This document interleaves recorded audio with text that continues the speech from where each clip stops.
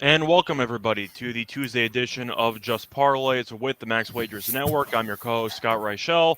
And join me, of course, since this is a parlay show, is the parlay expert, Chris King. Chris, how's it going with you? First, you're starting to sound like Ben Stein in Ferris Bueller's Day Off. Got to get some inflection in there. Be more excited. I know it's like 2 in the afternoon, so you've only had 3 naps. Bueller? Exactly. Bueller. Exactly. Yeah. Bueller. You got to add some tone in there. We're not going to fall for the banana in the tailpipe. That's right. Yeah. But how'd your Monday go? Monday was terrible. I mean, let's face it, the Braves, they were leading in the 8th, and then, they brought in A.J. Minter because, of course, why? Also, with Philly scoring a couple runs early on that fluke ground ball double, which took one of the weirdest hops I've ever seen. But true. But, they also gave away a couple of runs early with poor fielding. Yeah, that's true. It seemed like it was a really bad day for most baseball bettors in the public. A lot of underdogs cashed, a lot of last-second pitching changes with Arizona and San Francisco, for example, because you went from Gilbert to Kelly. I'll tell you what, if you were betting action, you got the Diamondbacks, assuming it was Gilbert, and you ended up with Kelly, that's a Christmas present right there because you just picked up a great price and Kelly was amazing. But for the most part, baseball seemed like it tripped up a decent amount of people yesterday. I got a bit lucky. I had the Astros team total over. They lost the game to Oakland, which I don't think anyone saw coming, but they ended up going over, so I ended up picking up a winner. But yeah, definitely a weird day in baseball. I'm trying to think of any serious takeaways. The Red Sox won a game, so congratulations to them. Now, which was the bigger upset? Would you consider the bigger upset Colorado blanking Milwaukee at American Family Field, the Nationals beating Tony Gonsolin, or the A's beating the Astros? Well, I think it's going to be between the two. It's going to be between Houston. It's going to be between the Houston loss and the Dodger loss. No offense to Colorado, but Milwaukee not hitting. I've seen that movie before. And Freeland has actually not been totally atrocious recently. He's not great, but the point is, I think that's the least surprising. Based on the odds, I'd have to go with Houston losing. Of course, the Nationals winning is a bit of a shock there. Gonsolin's been struggling lately, though, so that's kind of the counterpoint. But Houston really didn't do much against Aller, which really surprised me. True. And Odorizzi struggling, I can't say I'm too surprised when you face a guy for the third straight start. When you face a team that way, I'm not surprised he kind of struggled. But I'll go with Houston. I still think they're the best team in the American League, and they were against a AAA pitcher and hit a homer in the first inning and then had no hits for the next 3 innings, and then he woke up a little bit offensively. But Oakland had a pickoff attempt to nobody, which scored a run and a half. Alvarez ended up stealing home. For his first steal of the year. Yeah, and they still lost the game. So when it comes to the odds, obviously the Nationals on the road winning was the biggest shocker. But from what I've seen from Gonsolin, no offense, Steam, but he could probably rip up that Cy Young ticket because the dream's dead. So Hey now, as Crowded House said, don't dream it's over. Just saying, though, I think we would agree that Gonsolin struggling was not as big of a surprise as it would have been a month ago because he has really not pitched well for the last couple outings. True. Oakland just sucks. So for me, I would go with Oakland. Winning is the big shock, but I'm assuming most people would say the Nationals. Yeah, the Dodgers, hurt themselves too. They went 0 for 9 with runners in scoring position in that game. How do you go 0 for 9 against the murderous row pitching of Espino, Machado, Arano, Hunter Harvey, Carl Edwards Jr., who, last I knew, he had faded into oblivion. You can roast him all you want, but he was pitching when you won the World Series. Yeah, I know, and then he faded into oblivion after that. Yeah, that is true. I mean, he's bounced around to what? San Diego, Toronto, Washington, probably, in basketball, one season as a greeter at the Desert Inn in Tucson. Right, well, how do you think Shaq got all his money? In college, of course. But that's right.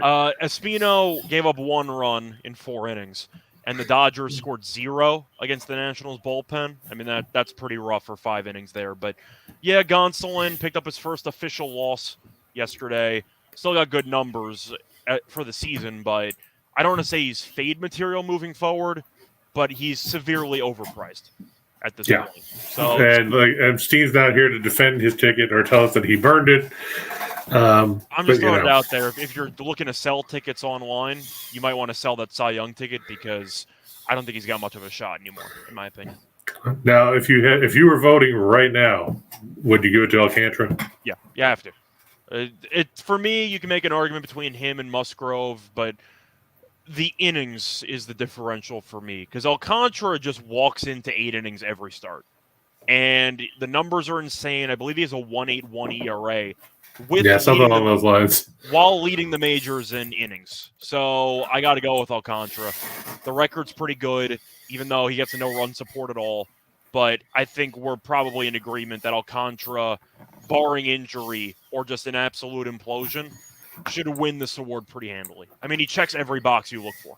Yeah, I mean, like you said, he's averaging better than 7 innings to start, 144 in the third innings in 20 outings this year. And he's cut down on the walks. Because you remember a couple of years ago, he walked 81 guys in 197 innings.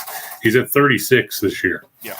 But I'm trying to think of anybody else that's really close, and you can make an argument there are a couple of players who could capitalize if Alcantara struggles at some point. But as of right now, I don't think Alcantara would win unanimously, but he deserves like 90% of the first place votes. Like, he's having one of the best pitching seasons you can argue of like modern baseball. It's basically a DeGrom year, but he plays in Miami. Yeah, that's a valid comparison. So I would go with Alcantara, but if he gets injured, maybe Musgrove. I know he gave up that 3-run homer to Alonso on Sunday night, so his numbers took a bit of a dip there. But I think it's Alcantara. And for the AL, you could argue McClanahan. I would actually vote for Verlander if I had a vote. Maybe just some narrative of him coming off Tommy John. But the fact that he's been this good off injury, I would personally give it to Verlander.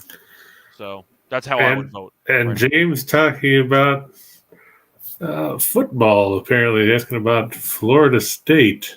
Yeah, like I want to back Florida State in New Orleans.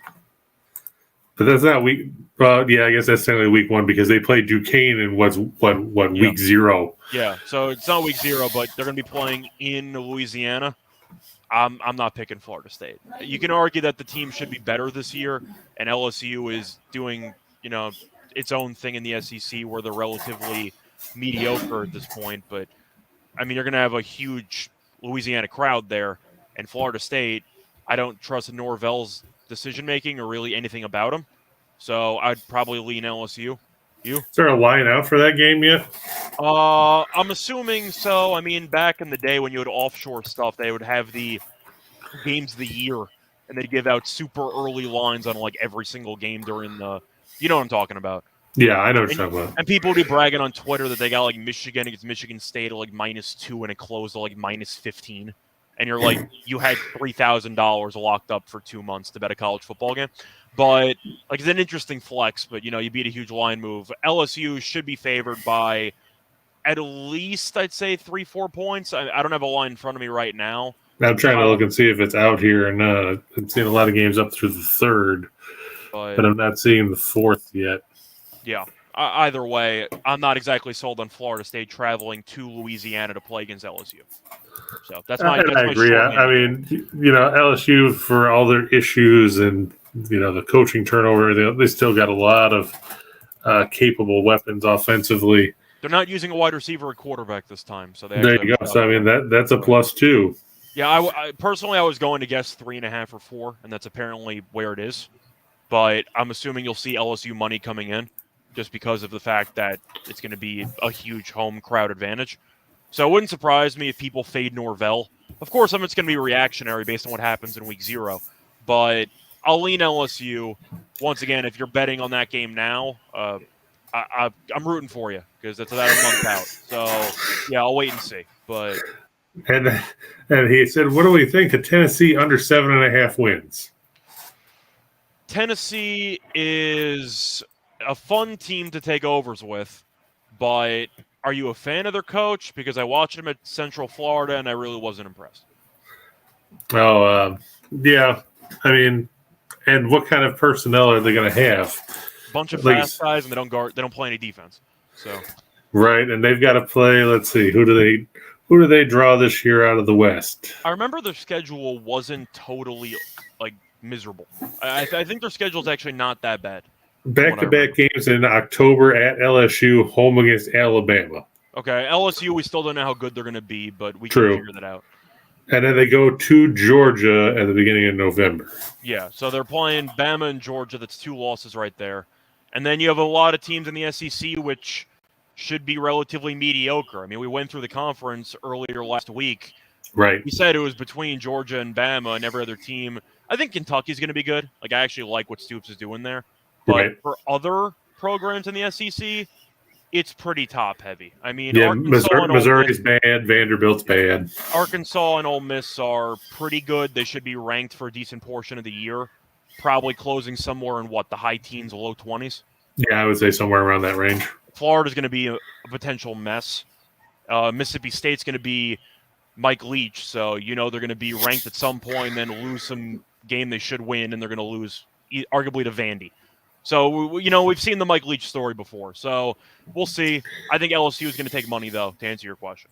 So, yeah, I agree. I don't know if Tennessee will get to 7.5 just because, like you said, we've seen them do the same thing that Mike Leach teams do, and that's blow games that they should win. Yeah. For all we know, they could lose to a team like Akron, which is saying something because Akron has been horrible the last few years. I think I'd lean to the over on Tennessee just because I think when push comes to shove, their offense was actually very successful in Heibel's first year as coach. So now they have another year to fully implement the system. I think I'll lean over. It's going to be one where you're sweating it out the final week of the season.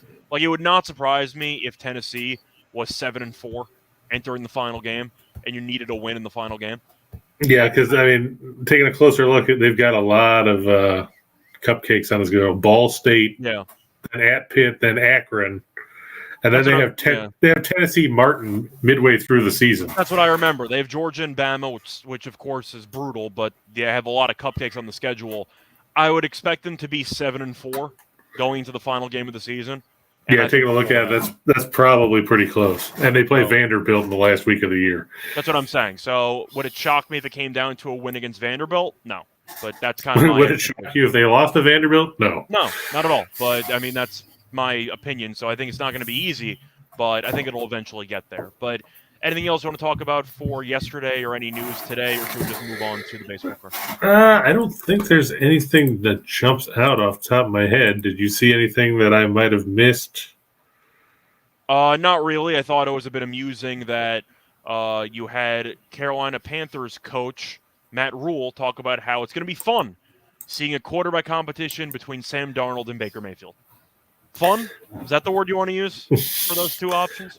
I think he meant fun because they're going to turn it into a drinking game.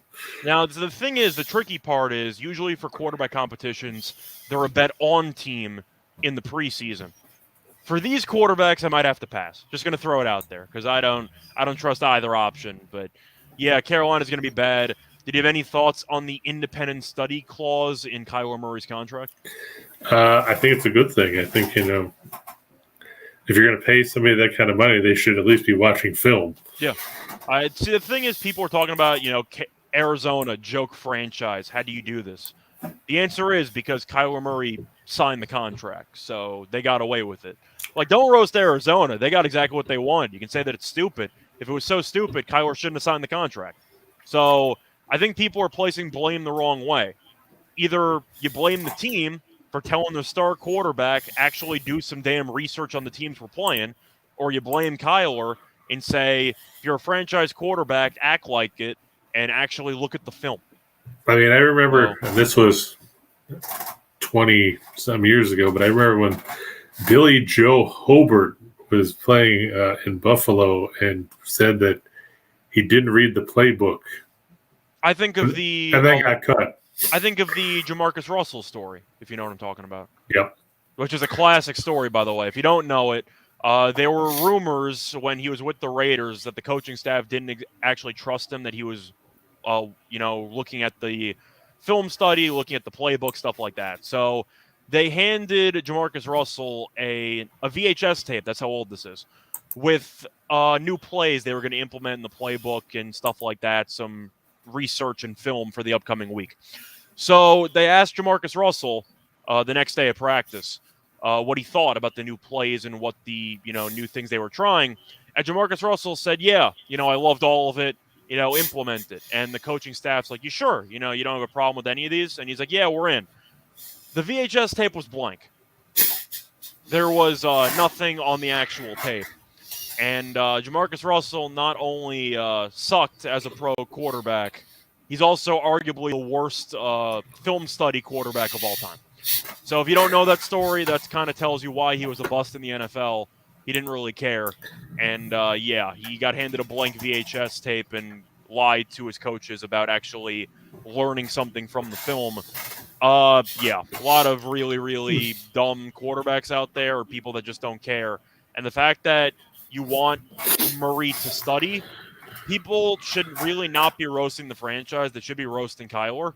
And the fact that there was a language in there, I actually kind of like. You tell the quarterback, listen, get it together. I kind of respect it. JC Stone saying Russell was too busy drinking purple drink. Yeah, could be. But, and finally, Scott, you like the WNBA. What do you think of Liz Cambage having a contract divorce with the Sparks? See, I think my main takeaway, and we saw this with Tina Charles and how she ended up leaving the Mercury. Does anybody else find it weird it's only a contract divorce when we're talking about female athletes? I've never heard that term in my life. Me either. I mean, don't they usually just call it a buyout or whatever? Like the person got cut. So that too. Divorce is a very weird term, which I don't really know what to think of. I just think it's a little bit weird. My opinions on it, I think she's one of the most overrated players in the league. I think she seemed to fit well in Vegas. No, I think she's a talented center. I believe does she have the record for most points in a WNBA game? I believe so. I think she does. But I don't really know why people think that she can lead a franchise. I mean, if I was making a comparison, of course I'm not saying she's as talented as Boogie Cousins. But talking about the actual league, I see some similarities. Very talented center. Sometimes you question the work ethic. And apparently she's an awful teammate. Now, is she going to end up anywhere else, or is she done? Oh, no, she's going to get signed somewhere. She's too talented.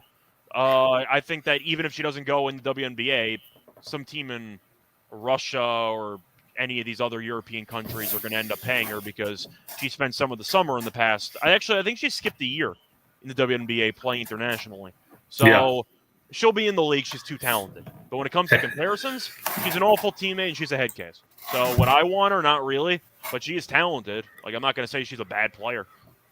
And speaking of guys or athletes catching on somewhere else, Dallas Keuchel signed a minor league deal with the Rangers. I'm thrilled. Now, the question is, how deep does the rabbit hole go when it comes to fading Dallas Keuchel? Like, are you betting on minor league hitters against them? Like, where do you draw the line? I mean, can you not? That's why I'm asking. If you can research it, like, would you actually bet against Keuchel? Maybe a first five angle if a book offers it. I cannot say, as much of a degenerate as I am, I've never actually bet on minor league baseball. I bet on KBO like once, but I never bet on the minor leagues. I am curious if Keuchel's even fadeable in minor league baseball. Well, I mean, he pitched twice for the Diamondbacks down in the rookie league. He had a 4.5 ERA from what I remember.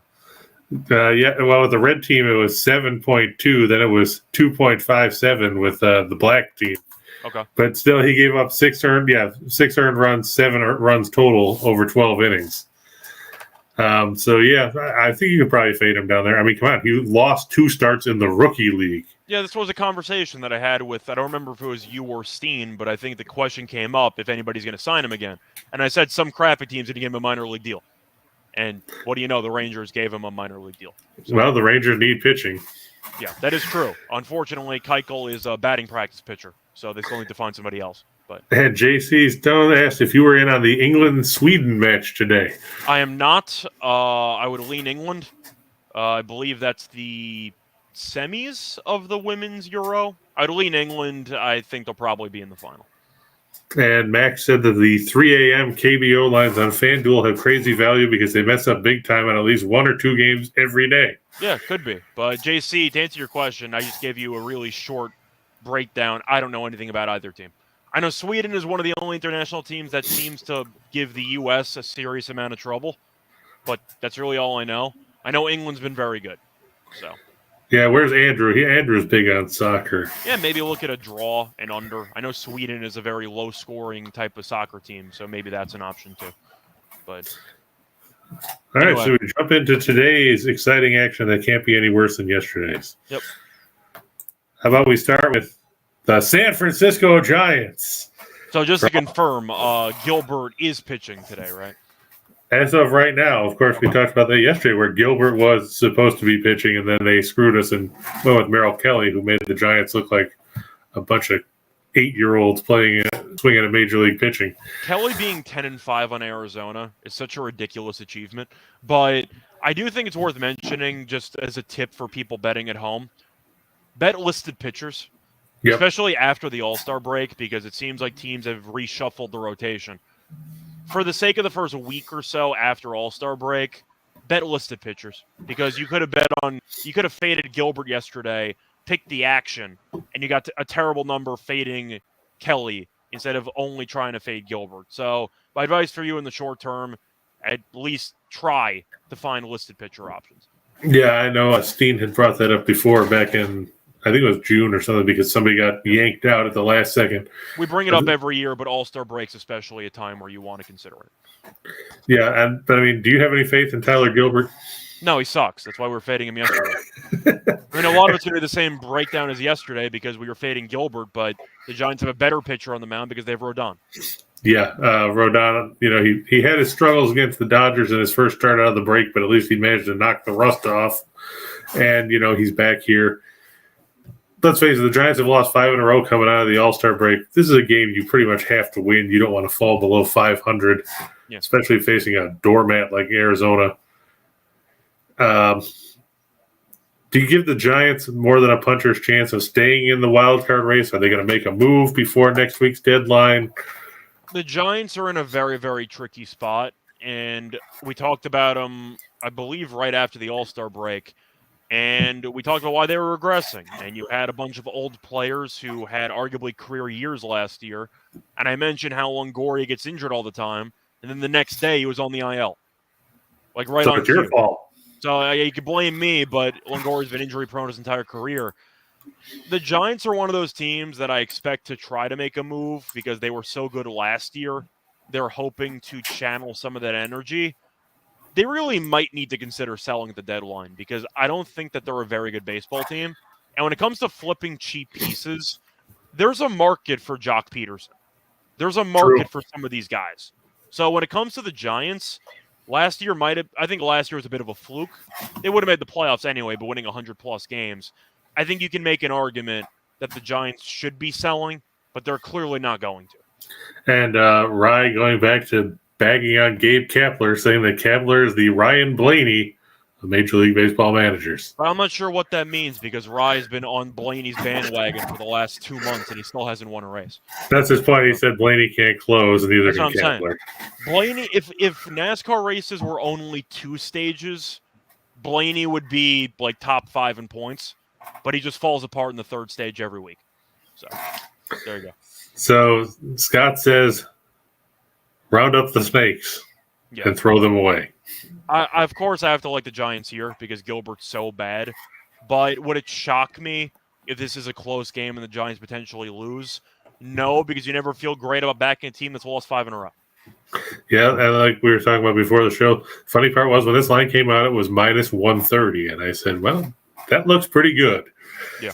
And then I have people going, where did you find it for 130? Well, that was like 9 hours ago. Yep, pretty much. That's why I get that message on my YouTube videos. It gets posted at 4 a.m. every day. And it's like, yeah, line now is like 20 cents higher. Like, I can't play this. I'm like, you should have woke up earlier. Like, I know what you want me to tell you.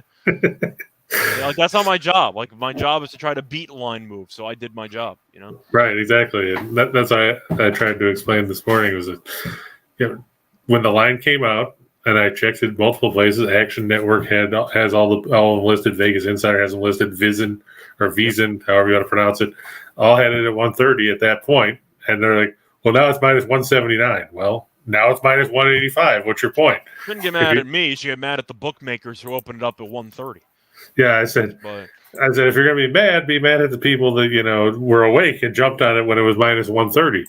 do you think the Giants will be like a top 3 parlay piece on today's baseball card?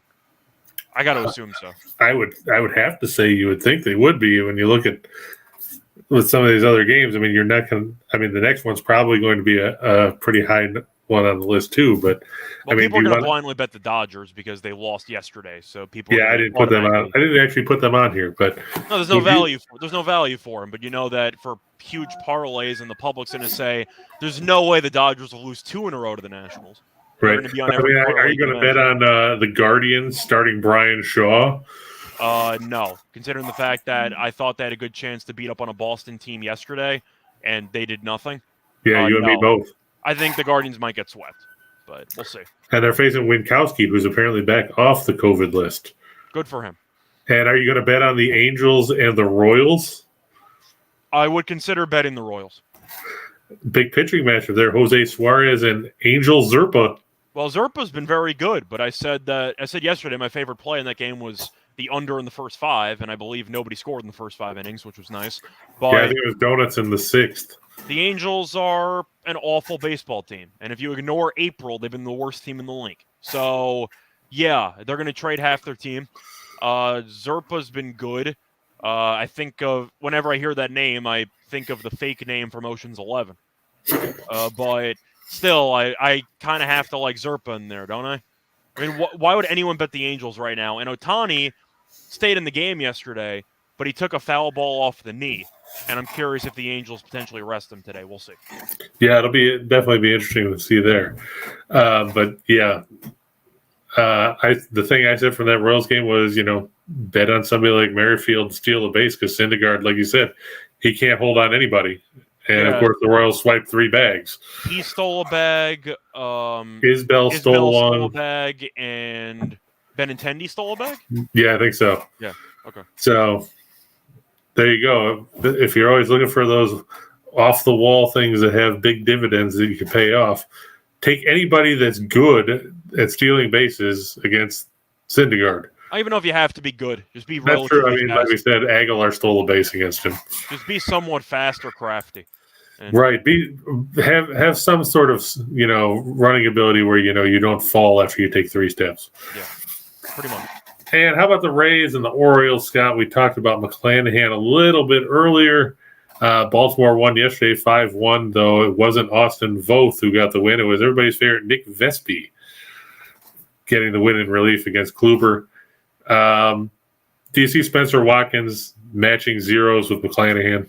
You make the argument because we saw them give no run support for McClanahan in Great American about a week or 2 ago. Now, that was against Castillo, which was, of course, a lot better than Watkins, but Watkins has been very good for the last couple of really months at this point.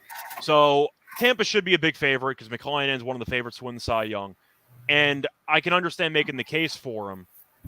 I don't know if I really like it at 179. I think I would maybe look for a team total under.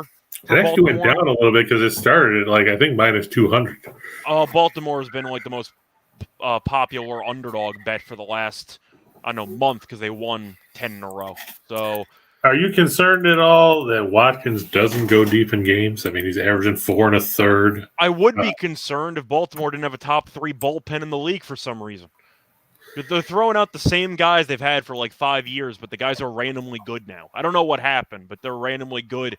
They send out Fry and a couple other guys. I'm like, weren't you atrocious for your entire career? What happened? But now, yesterday they used Baker, they used Bautista, they used Perez, they used Dylan Tate, and they used Vespi. Dylan Tate's another guy. I don't remember him ever being good, and he's randomly had a good year. So, I mean, basically, who do they have to rely on today? Aiken made Joey Krebel. Lopez, of course, closing, but... Yeah. But, I mean... I'm looking at a team total, I'm looking at a team total under for Baltimore because if Tampa's going to win, I think McClanahan has to pitch well. And I've seen Tampa's offense just look really bad. So yeah, I can't figure it out because it's not like it's that different of a lineup than it was a year ago. Well, they have the. I know we talked about the Giants in that format too. Yeah. Well, the Rays offensively weren't great, but Wander Franco's been injured pretty much all year long. Zunino's probably out for the year.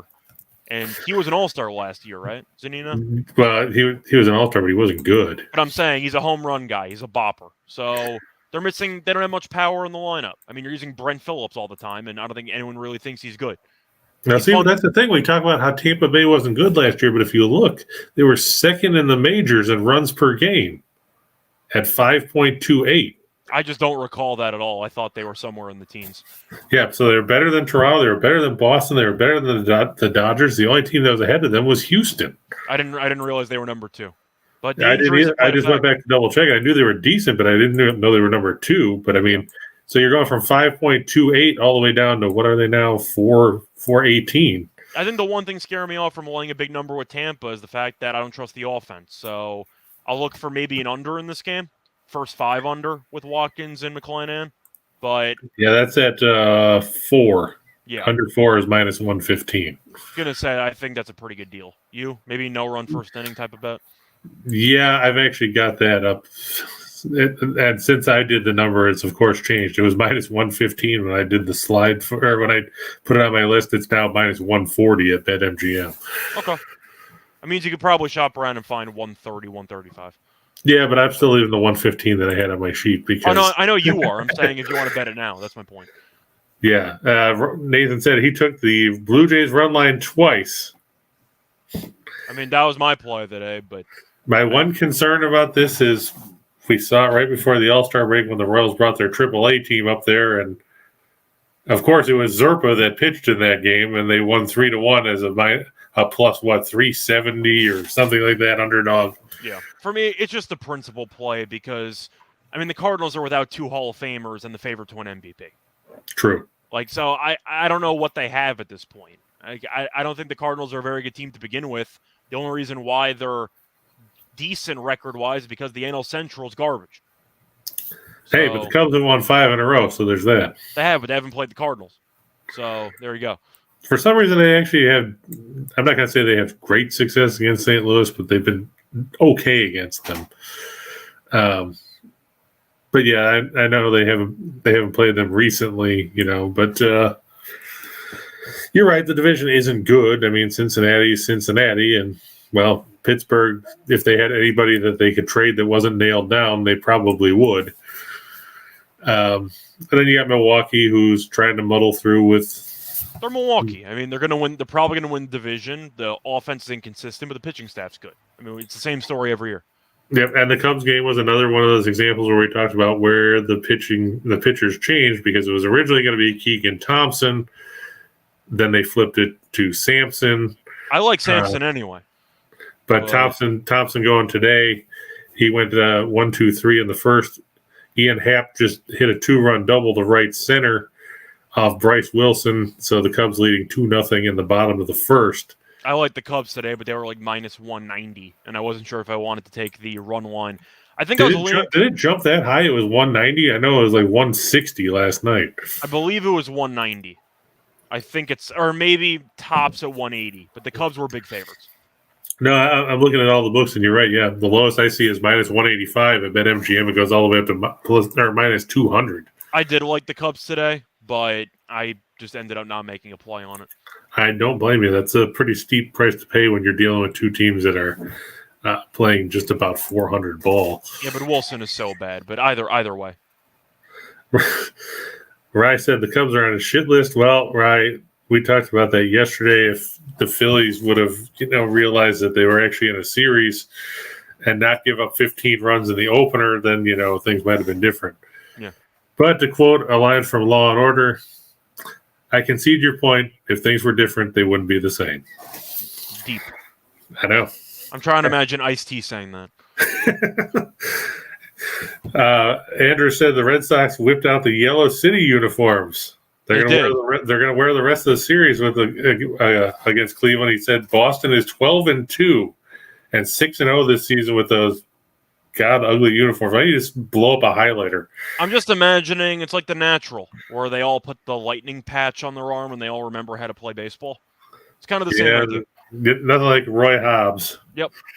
That's not the ball. We want a real ball. Yep. And Tim says, "What's up, Tim? You get to deal, and Scott, you guys get to deal with the Subway Series. You have any thoughts about Jordan Montgomery and Taijuan Walker today?" I think it's a pretty even matchup. Truth is, when it comes to this series, I got no opinions at all because I think these teams are pretty even. I was waiting for you to say that Boone's going to switch the pitcher and it's going to be, J.P. Sears or something. I was going to say, do you think there is an edge in that game? Because I think it's pretty much a coin flip.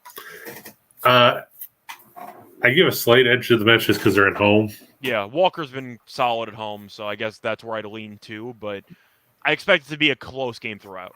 True. I saw that the line, the Yankees opened as a favorite, then they were an underdog. Now they're back to being a favorite. So. Yeah, but I mean, favorite's like -115, -120, so it's basically a pick 'em. Right. So I gave a slight lean to the Mets just because, like you said, Walker's pitched well. Montgomery, how many starts has he made now? Like 50? He's made a decent amount. I mean, he's been pretty good this year, but he's not one of the better pitchers in the Yankees rotation. I mean, 3-2 is his record. I mean, come on. Oh, he's the no decision king, but his numbers are actually okay.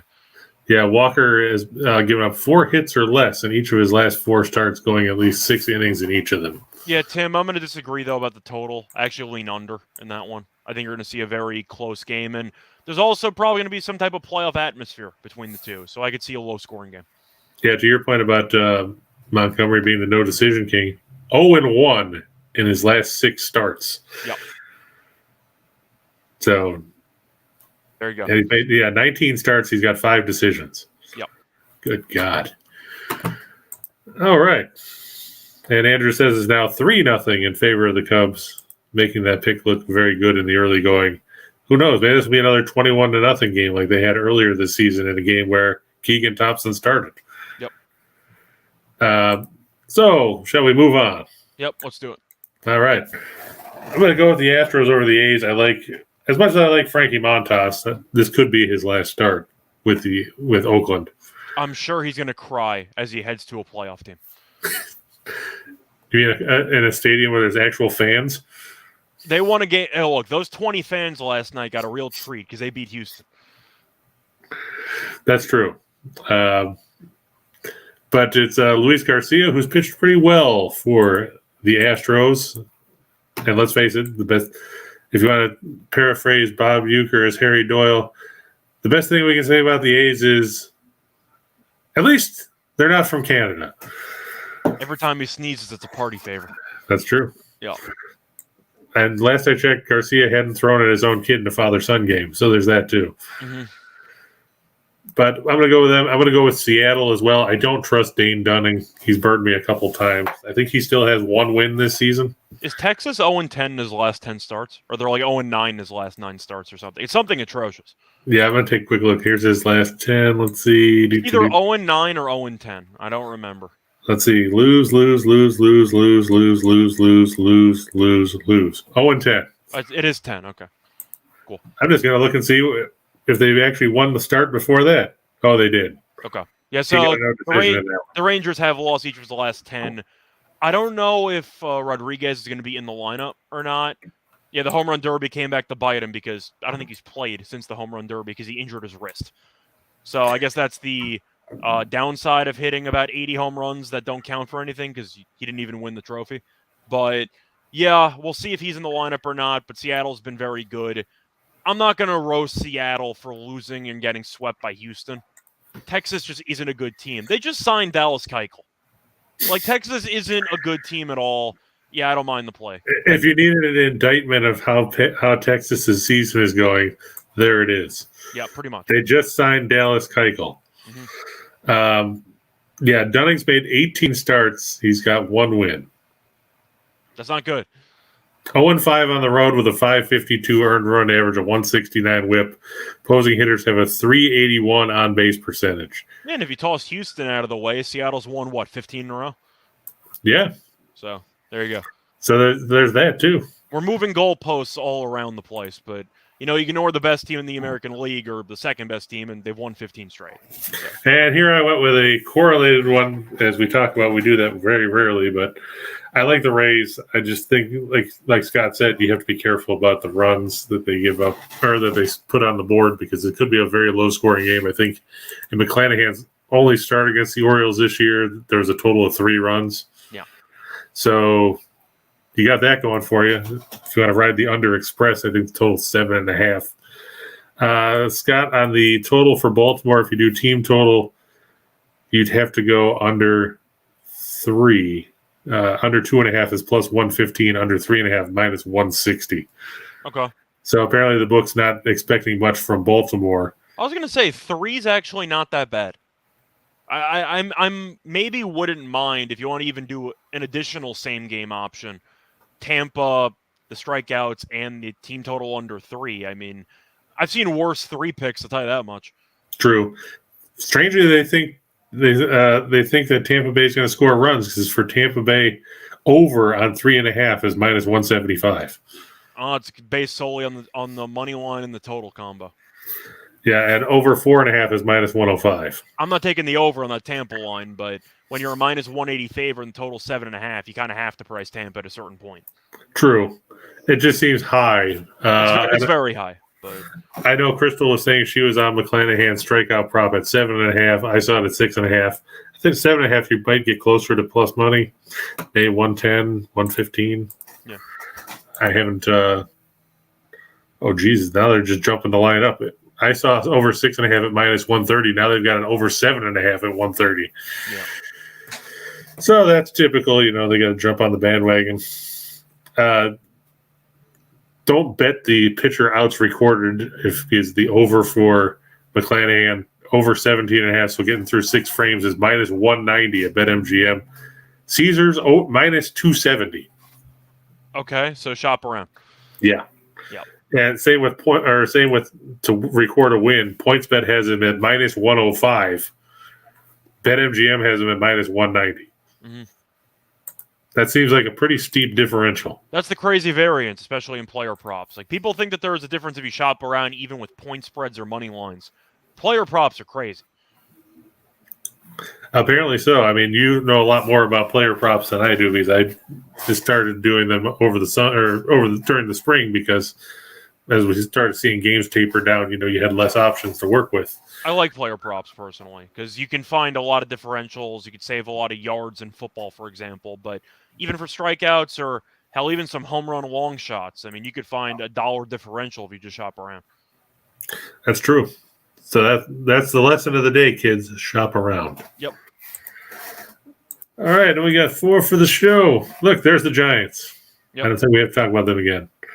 You were talking about the Blue Jays a few minutes ago, and you said the Berrios strikeout prop is undervalued. I think it could be. Berrios, we know, has been hit or miss this season. Toronto's been really good in the starts. But if you want to go through the last 3 starts that he's had at least 6 strikeouts in each of them, and he had 13 strikeouts 2 starts ago.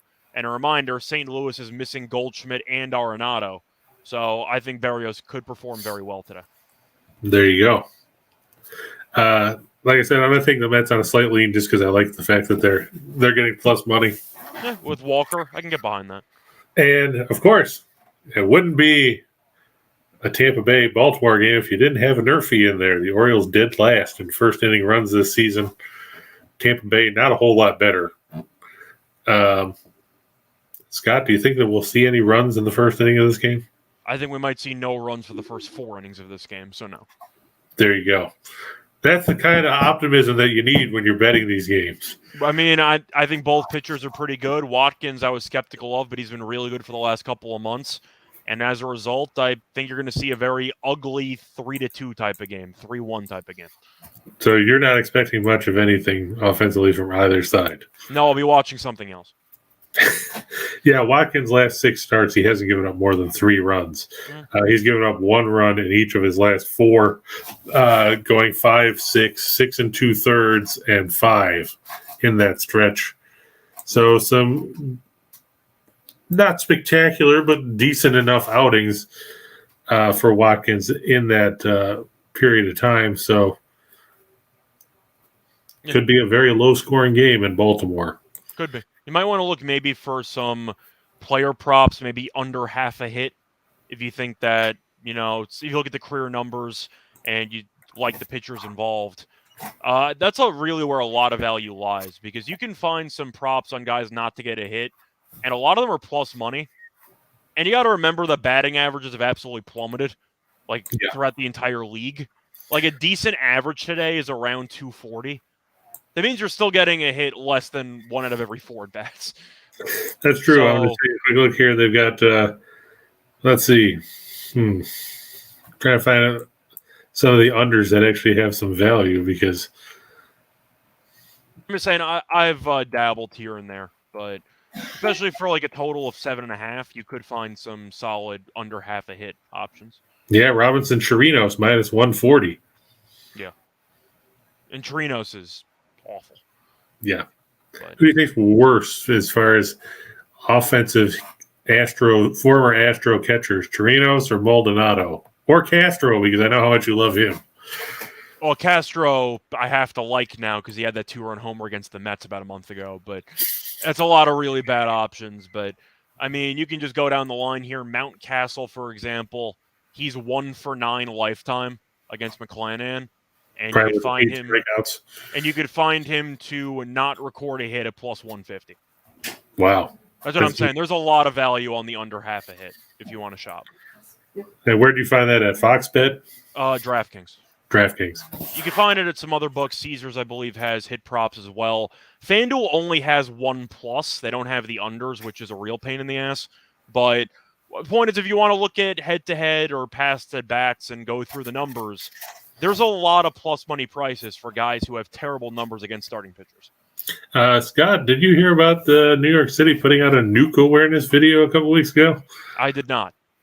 Okay, Andrew says that about an hour ago, the New York City Emergency Awareness are telling people to get their go bag ready. Is that an actual nuke, or is that like code word for Alonso and Aaron Judge hitting a bunch of home runs? I don't know. You have to ask Andrew. Bryce said it wasn't a very informative video. Okay. Well, I just to backtrack for a second on the hits, I had a really fun prop in the last game before the All-Star break. Gleyber Torres, I believe, was like plus 150 or plus 175 to not record a hit. Chris Sale was pitching. He got injured in the first inning, but ignored that for a second. Torres was 0 for 16 lifetime against Sale, and he was plus 175 to not record a hit. It's crazy the prices you can find. I know. I've seen you post a couple of those on Twitter before. Yeah. Max says that Kiner Falefa is plus 210 to score a run on FanDuel and plus 155 or minus 210 on DraftKings. To score a run, I might not mind. To hit an RBI is a separate story, but if he gets on base, he can steal something and you turn the lineup over. So I don't hate that. I'm still expecting a low-scoring game, but I'm not going to roast you for going for plus 210. Like, you take a long shot prop, I'm not going to yell at you for it. Like, you do you, man. Right. I mean, that's like when we were talking about last week with Schwarber, the way he was hitting right before the break about homering against Washington. Yeah, it's like, I can't believe you're taking plus 280. Like, no, like, go nuts. What the hell is wrong with you? Yeah, like, have some fun with it. And now we'll go to the shot in the dark, and Steen's to blame. And of course, he's not here because he doesn't like Reichel anymore. Yep. After we talked about the Chiefs, we were honest, so it's true. And sometimes you can't handle the truth. Mm-hmm. Did I roast the Chiefs? You're goddamn right, I did. I'm going to go with Ramirez over 1.5 total bases again. I know that yesterday wasn't a great day. His Pavetta actually looked like the Pavetta of May and part of June. Yeah, Ramirez had an infield single RBI. Unfortunately, that's only one base. Right. But now he gets to face Winkowski, and he sucks. Freddie Freeman over 1.5 total bases. Scott, what do you make of Josiah Gray? Gray is decent. The classic cliche, he's got good stuff. He's not very good, particularly in the first inning of games. So teams tend to jump on him early. I think Freeman does pretty well today. And Marcus Semien, he was horrible the first month plus of the season. He's been better lately. He's not a complete train wreck and a dumpster fire. I think he's up to what? He's hitting 2-something. Yeah. Much better than what he was hitting before, 241. The next one is an absurd line. I don't know how Riley in the middle of a 17-game hit streak is plus 140. The only counter that I can come up with is the fact that he's facing Nola, but I mean, Nola's not going to go 9 innings, I don't think. So you're pretty much guaranteeing him a shot against, let's face it, a bullpen for the Phillies that's A, not necessarily the greatest, and B, not necessarily in the best shape because they also burned a lot of them yesterday because Suarez goes no distance. Right, that's what I was going to say. They use Alvarado, they use Bellotti, they use Brogdon, they use Dominguez. I mean, you still got Brad Hand, but, Brad Hand was good, 6 years and 3 teams ago. Aloha, Mr. Hand. Familia, I know Tim liked it when he was with the Mets the first time. Basically, Philly seems to be the place where former closers go to die. Because they've got Familia, they've got Hand, they've got Nebel. I think Hand's actually been okay this year, though. He hasn't pitched in a couple days, so he's got that going for him. But yeah, Nola's gone some distance recently, but plus 140 though for a 17-game hit streak guy with power, it should be closer to like 110. That's what I thought too. I saw it, I'm like, what the hell is it? Up, click. Yeah. Same thing with Alvarez. He's facing the age. I know Montas is good, but like you said, Alvarez is another guy that's got power. Come on, he stole a base yesterday. Yeah, he's injured. Well, he also stole a base. So. Yeah, Rye said Nola's gone 7+ in his last 6 games, but that's still 2 innings that you have to go to your bullpen. Yeah. Rowdy Tellez, so the Brewers. This is just because, hey, the Brewers are facing Dylan Bundy. Yeah. I'll tell you what, half the time I'd rather have King Kong Bundy pitching than Dylan Bundy. You remember King Kong Bundy, Scott? Yeah, I remember him. The walking condominium. Mm-hmm. I'm going to go with the White Sox over the Rockies. This game at Coors Field, it's Kopech and Herman Marquez. Marquez, how should we put this? Not good. There you go. Not good. I don't even know if he counts as trade bid anymore. That shit might have sailed. Yeah, 5.47 ERA. This game's at Coors. If you want to play the over, be my guest. It's going, I think the wind's blowing out to dead center. Yeah, I think the only argument you'd run into is Kopech hasn't pitched at Coors before, so he might get shelled. But minus 108, fading Marquez, who's been a disaster. I think it's a good price. Yeah, wind blowing to left center at about 12.5 miles an hour. Okay. So if you want to bet some home run props, maybe Eloy or somebody. Yeah, the total 11 at it's plus 100 for the over. Okay. Would you take the over here? I'm not taking the under here. I mean, I'd probably look at a team total for the White Sox and just fade Marquez, but Yeah, I was looking at that too. I think over 6 was plus. Over 5.5 was plus money when I looked at it this afternoon. I don't mind that.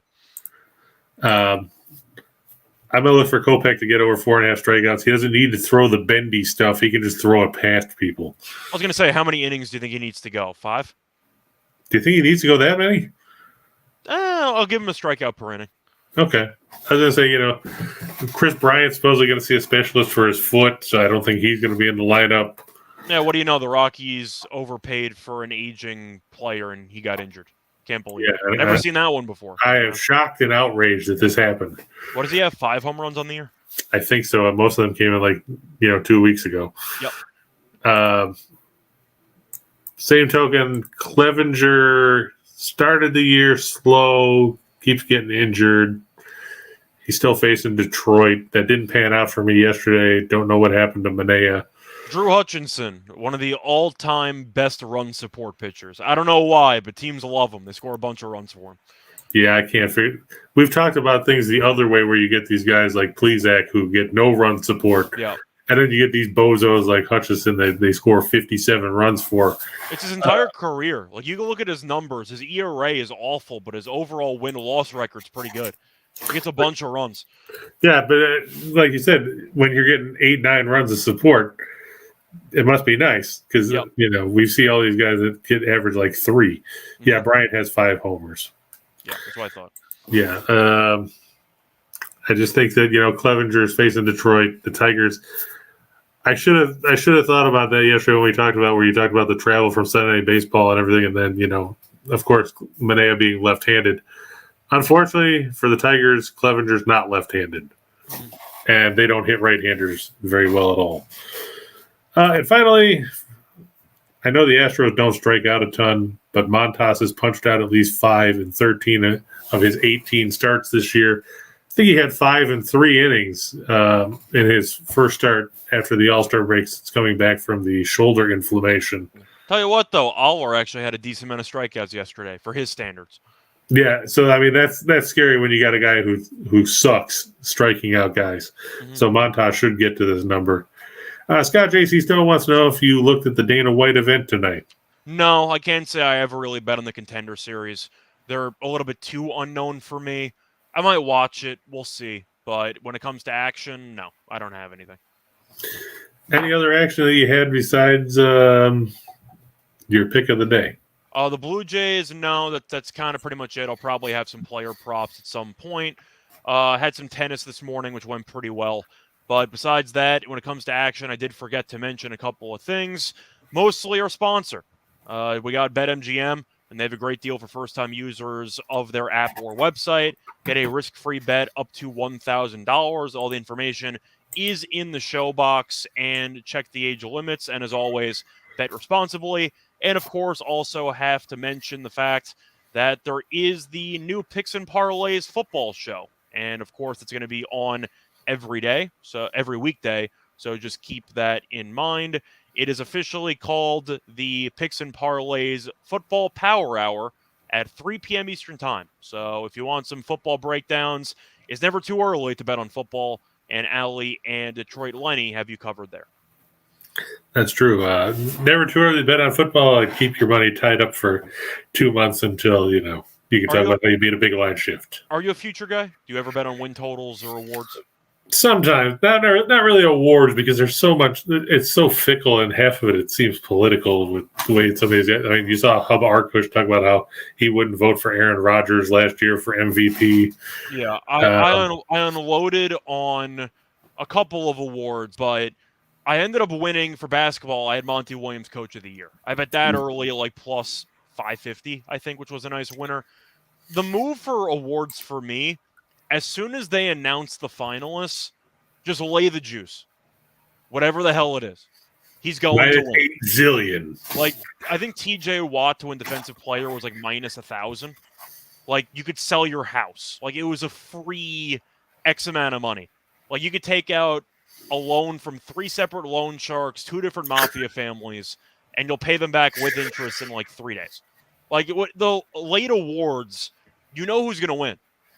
Like, you can really make a fortune if you just lay juice at the end of the season. At least that's what I've experienced. Is that what you're advocating now, taking out money from loan sharks and mafia families? Within reason. I'm not saying you should do it on like a minus 120, but if a guy's minus 500 and the regular season's over, bet the minus 500 guy because the award's already over. You don't agree with that? I mean, I agree. It's just funny that now we're advocating talking to Vinny the leg breaker, and I'm saying it's free. It's really free money if you want to. I think awards make up a decent amount of my actual profit for the year because of how many units I bet per awards once the finalists are announced. I'll lay juice all over the place. So did you bet on TJ Watt?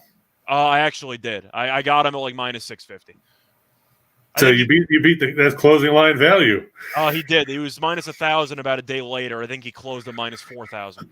But that's what I'm saying. You can find value everywhere, even for Vezina. You can find odds on MVP. You can find odds everywhere in any sport for awards. So just keep that in mind when it comes to betting that.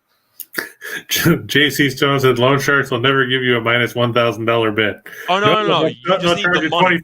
They'll charge you 24% interest.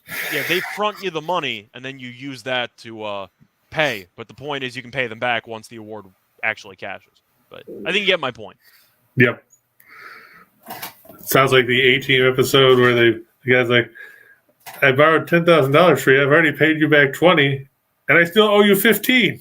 I mean, I do love it when a plan comes together. So. Don't we all? All right. You have anything else you want to add, or should we wrap it up? No, I think we covered everything. Of course, make sure you bet responsibly. And then if you want to get in on some of the premium picks that I have, or the guy who doesn't come on the show anymore because he's mad at us. He's too busy focused on the premium picks, There you go. Or any of the other guys that from Winner to Winners, maybe you like David Hess or David Delano or Arthur Reyes or You can insert plug name here. you can plug me in, but all my picks are free, so I don't exactly. Yeah, if you don't want to give Scott Reichel any money, feel free to do that too. Yeah, I mean, people have been taking my picks for years. It's fine. I've embraced it. But either way, thanks for stopping by. We'll be back tomorrow.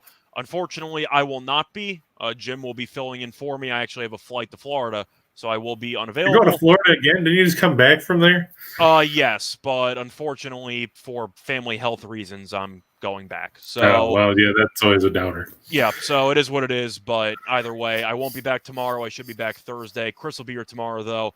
But until then, good luck to all of you and all of your bets. Bye, everyone.